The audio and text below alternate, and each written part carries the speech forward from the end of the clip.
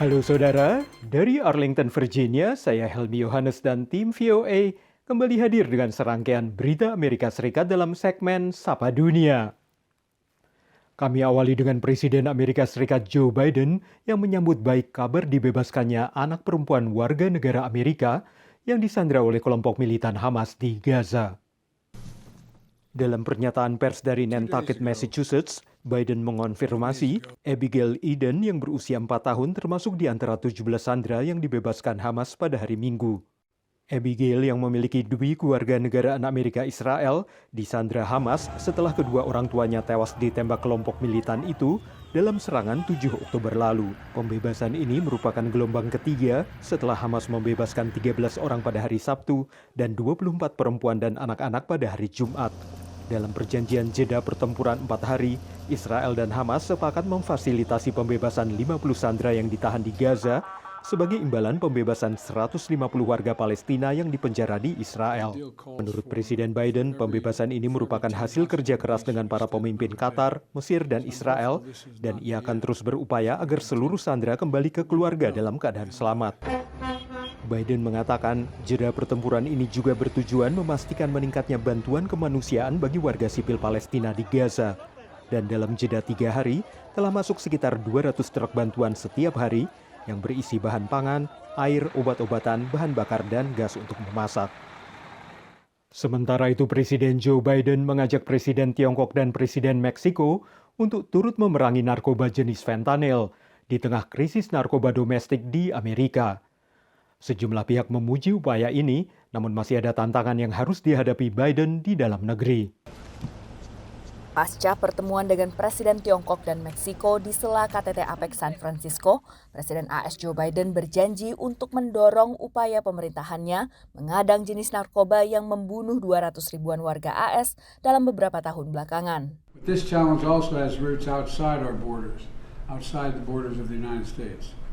It's a global challenge that demands global action. Fentanyl diproduksi massal di Meksiko menggunakan bahan kimia yang mayoritas berasal dari Tiongkok. Fentanyl kemudian diperdagangkan ke pengguna di Amerika Serikat. Tiongkok setuju untuk mengurangi distribusi bahan kimia prekursor meski pengimplementasiannya belum terbukti dan ada kemungkinan ceruk ini diambil alih oleh negara lain. We always worry about displacement. That is, that if China stops sending the precursors, that the very large, poorly regulated, corruptly regulated Indian industry will replace China. Biden juga mendesak Kongres AS untuk mengkategorikan fentanyl sebagai narkoba golongan 1 kategori paling berbahaya, meski desakan ini dinilai bisa kontraproduktif. Maintaining the scheduling of fentanyl as Schedule 1 means that people are going to be stigmatized, people are going to go to jail and prison, and actually get pulled out of their communities and be more likely to overdose. Fentanyl adalah obat opioid sintesis yang serupa dengan morfin, namun punya kekuatan 50 hingga 100 kali lipat. Pengedar bisa mencampur fentanyl dengan narkoba jenis lain dan dijual dengan harga lebih murah dengan efek yang lebih kuat. Demikian laporan tim VOA.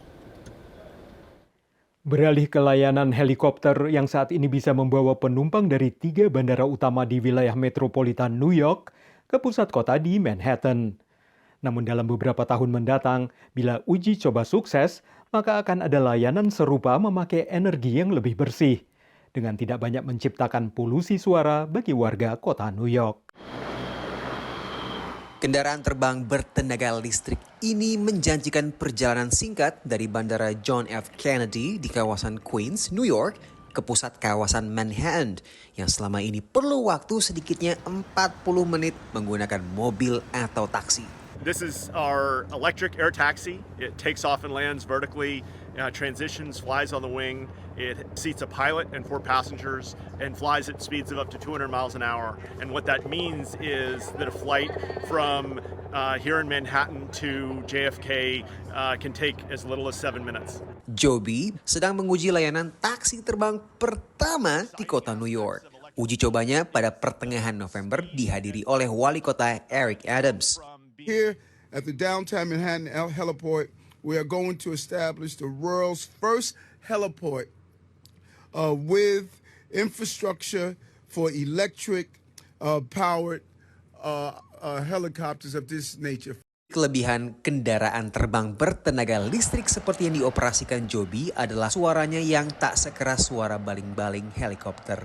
These aircraft are game changers because they're dramatically quieter, which means that we can put takeoff and landing locations in more places around cities like New York, bringing access to this faster and more beautiful mode of transportation to more and more people, both here in New York and around the world. Target Joby adalah peluncuran layanan perdana pada 2025. Dari New York, tim VOA. Kini kita tengok Eni Cahya, warga diaspora Indonesia di Chantilly, Virginia, yang awalnya merintis restoran poke, makanan khas Hawaii yang terbuat dari ikan segar mentah. Tapi melambungnya harga-harga akibat pandemi memaksa Eni mengubah restorannya untuk menyajikan musubi, yang masih menu khas Hawaii, namun lebih mudah dalam pengelolaan dan bahan bakunya. Musubi itu tradisional makanan ringan di Hawaii. Musubi, camilan atau snack khas Hawaii yang dibungkus dengan seaweed atau rumput laut kering adalah menu andalan Capital Musubi. Dengan ukurannya yang besar, snack ini ditawarkan sebagai makanan utama di restoran yang terletak di Chantilly, Virginia. Pemiliknya, Eni Cahya, berasal dari keluarga yang senang memasak dan sudah menjalani bisnis boga selama 10 tahun.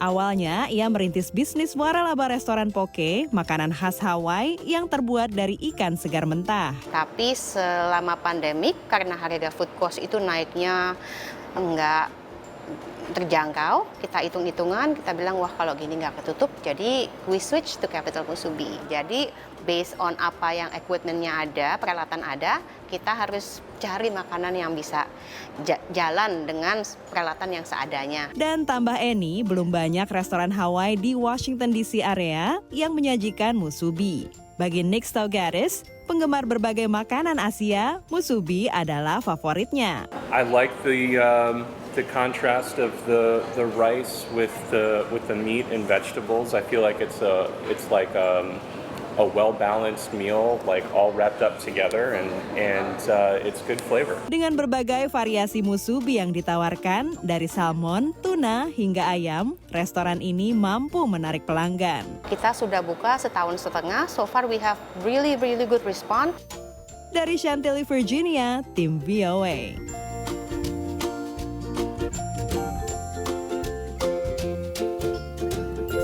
Saudara, kami akan kembali dengan Sapa Dunia Senin depan. Terima kasih atas perhatian Anda. Dari Arlington, Virginia, saya Helmi Yohanes dan tim VOA.